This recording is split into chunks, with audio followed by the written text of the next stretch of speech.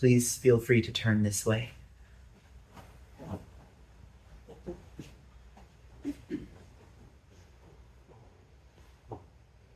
Good afternoon.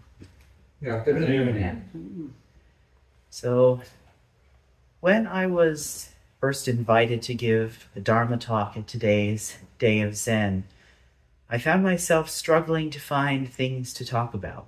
So, I went to both Shinge Roshi and Muken Sensei, and they both recommended finding a point of entry, an event, a specific event to lead into the talk.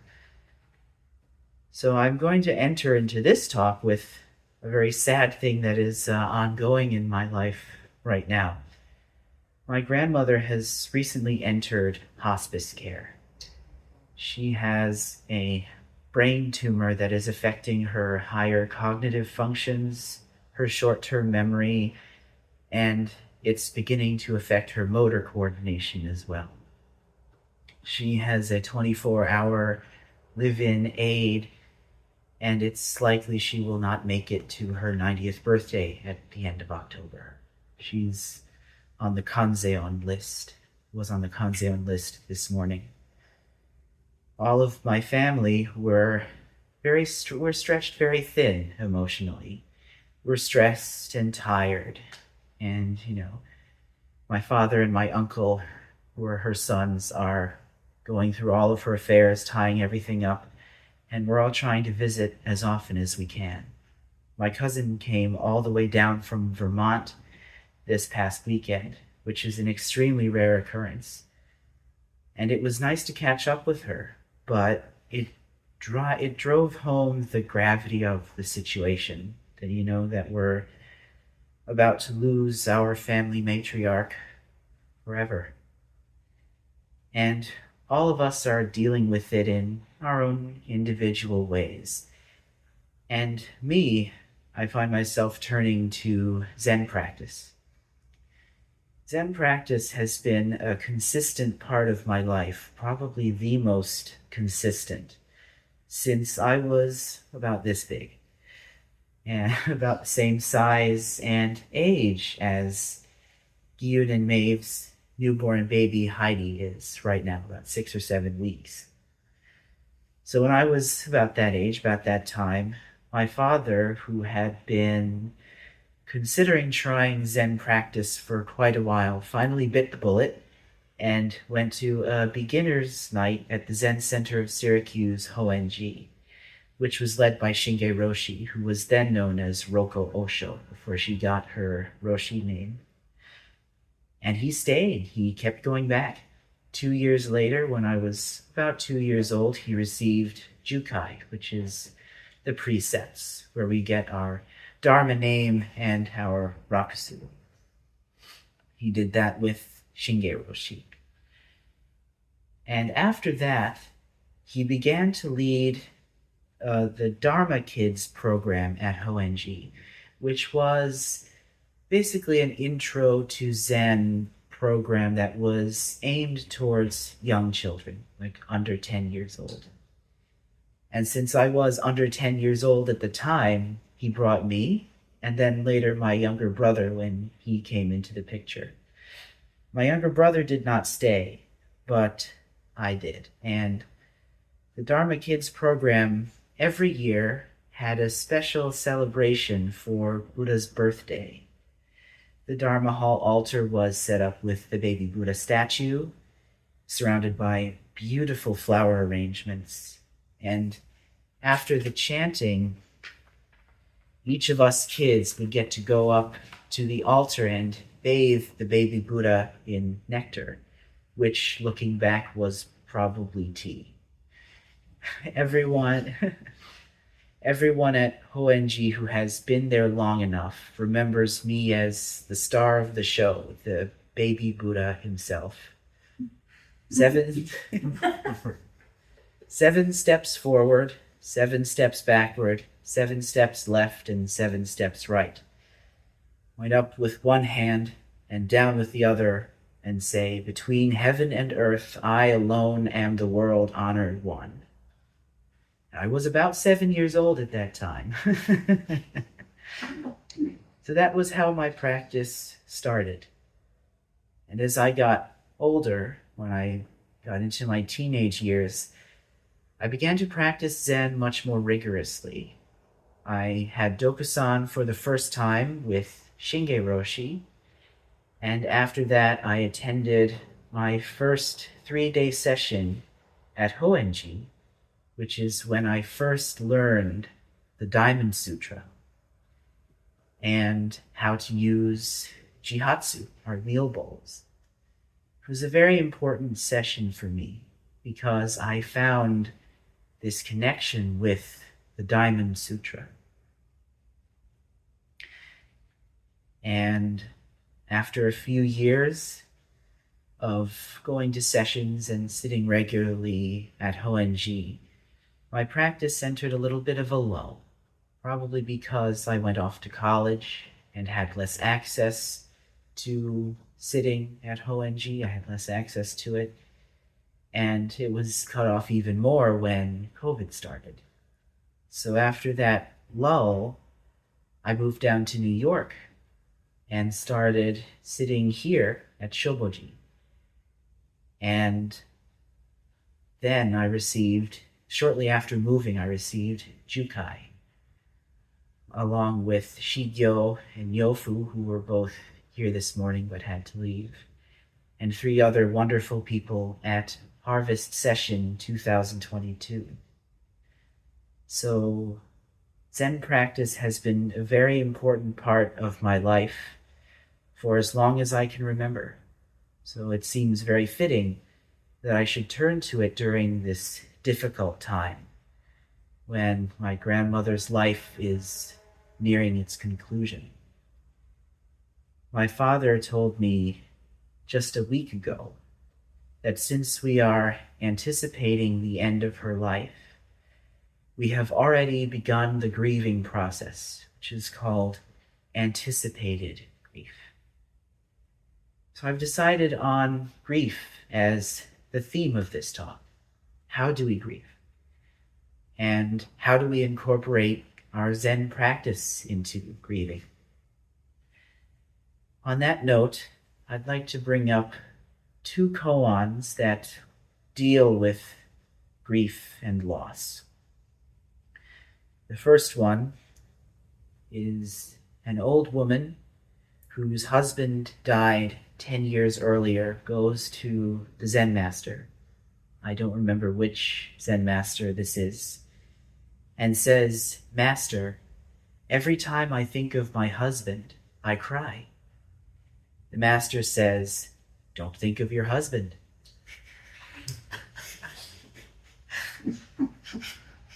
The second koan.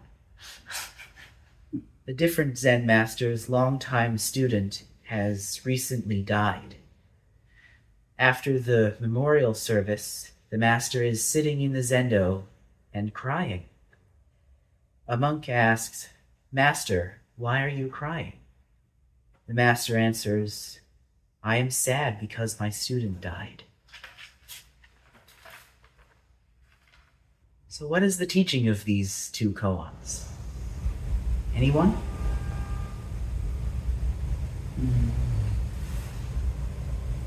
I think like whichever way you look at it, it's inevitable.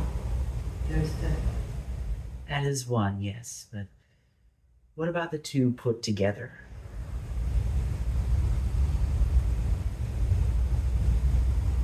It has both the sadness and the joy. Yes, the middle way. The middle way, one of the most important Buddhist teachings across all schools, all different sects of Buddhism. We don't want to get entangled or caught up in our grief, but we also should not try to suppress it. The last time I was faced with the loss of a loved one with whom I was very close, I tried to suppress my grief, tried to carry on with my life pretending that nothing had changed. And in my defense, I was a senior in high school at the time, taking AP classes up and down my schedule, applying for college, turning 18, getting ready to go off to college and make the biggest transition of my life. So I was very busy. I had a lot to do, and on top of it, this very grueling loss that was threatening to interfere with everything else that I had to do. It was threatening to delay everything for at least a year. But even with all those other things that I had to do in my life, trying to suppress my grief did not work, because I ended up extremely depressed, as in very, very depressed. Finding nothing fulfilling at all, not wanting to get out of bed on some mornings. And that was rock bottom for me. It was the worst that I have ever felt in my life. And this is a hard thing for me to talk about. But after like rock bottom, I went to spring session at Shobo-ji, as this was still during the time before COVID, before I went to college, where I was still going regularly. And 3 days of Zen was more healing to me at that time than 10 months of talk therapy. And why is that? Why would Zen be so healing? Because Zen is how we deal with our troubles. We face our troubles. That's what Zen is. The practice of Zen is to acknowledge our troubles without dwelling too much on them. Oh, leg pain, back pain, knee pain, whatever pain we're in during a sitting, is just noticing it, but not giving into it by moving around and, oh, I'm in pain, I'm in pain, I'm in pain. If we think we can escape our troubles, though, if we think we can shift around or something and make the pain go away and then sit back down, it's just going to come right back. If we think we can escape our troubles, we're wrong. Who has a life without suffering? Nobody. Nobody lives without suffering. Even not suffering can be suffering, because suffering is a challenge that life presents us with, whose purpose is to help us learn and grow. So people who do not suffer in that sense also suffer, because they do not grow. This is the first noble truth in Buddhism. In life, there is suffering. The ancient Pali term for it is dukkha. And in Zen, and I suspect in Buddhism more broadly, the rituals and movements of our practice, ringing of the bell, getting up and bowing, and the way we walk kin-hin with our hands in shashu, and the chanting, all of those rituals are meant to help us face our suffering, to make us face our dukkha without clinging to it, without wanting it to go away, or without saying, this is my suffering and I'm going to deal with it. Because when sitting in the Zendo, we're all in some kind of pain in one way or another. And in Zen, our rituals surrounding death, surrounding loss and grief, are very much the same. After we do a 49-day memorial service on the 49th day after a person has passed, because in as the story goes, the mythology goes, that 49 days is the amount of time it takes for a person's spirit, their nen, or spiritual energy, to reassemble into a new form. And after the 49 days, the person's name is added to the Sagaki list when we do a Sagaki service for the deceased, and Obon, which happens in August every year at Daibosatsu Zendo, which is a commemoration of those we have lost.